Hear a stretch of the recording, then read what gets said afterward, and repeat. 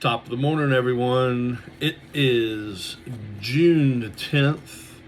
Touchstones reading from a child of God and a recovering alcoholic addict with that morning coffee. Hey, let's have a moment of silence for those still out there in pain and suffering, please.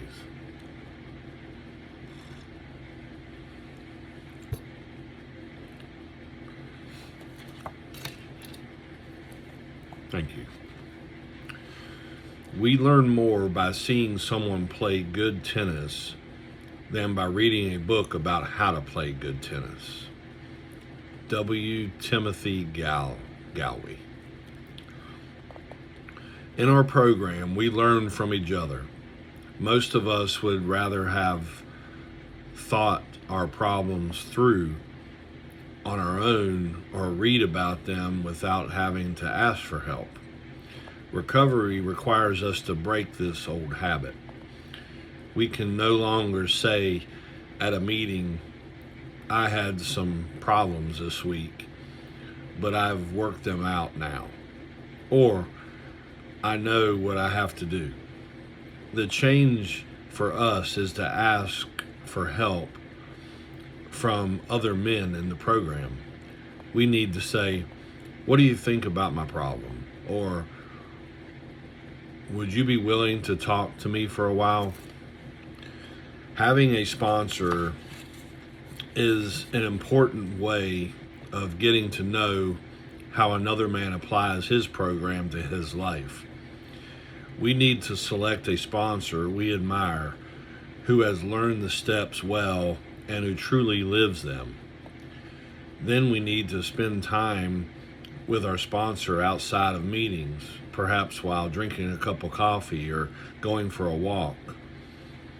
By associating with others who are diligent about recovery, we will learn more than we could any other way. Today, I will make personal contact with others in the program. Amen.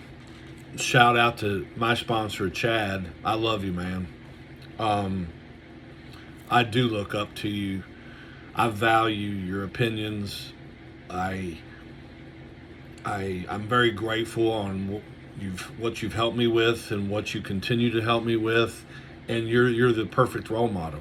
So, stay strong, brother, and I appreciate everything you do for me and have done for me. So that being said, I think, or I believe that if the program is going to work for each and every one of us, you do have to get a sponsor. You do have to reach out to them and call them, tell them your troubles, and be open-minded to take advice. My old habit, drinking and drugging, I didn't take advice. I never did. I always was going to do it my way or the highway, And after God humbled me, it actually opened me up, and I was able to see or start to begin to be open-minded. And going through the steps with Chad, it was actually, I was vulnerable, and I thought it was easy, but when I started doing it, it was harder than hell. But once I'd done each step, it was like, wow, a weight was lifted off my shoulders. I was able to start living a little bit more freer than I was, and not bound up so much, and I was able to come out of my shell a little bit.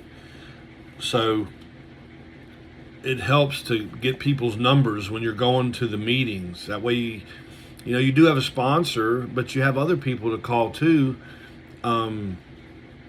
if you want a different perspective. It's always good to get different perspectives on anything. And that's something I never did. I never asked for help, whether it was financial help or alcohol help or help lifting a dryer or a washer or a refrigerator. I always try to do it myself. And It's probably why I had a hernia surgery and got back problems too. Just saying.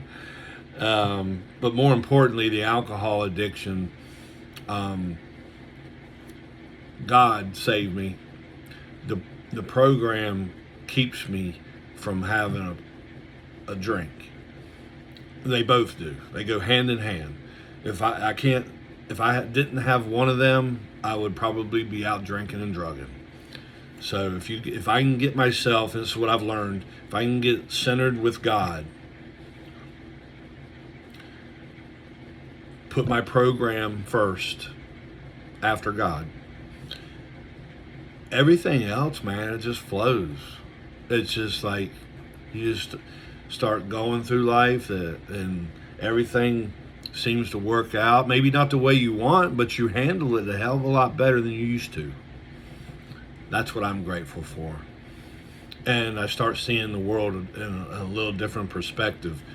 And yeah, I love y'all very much. I hope you have a safe and blessed day.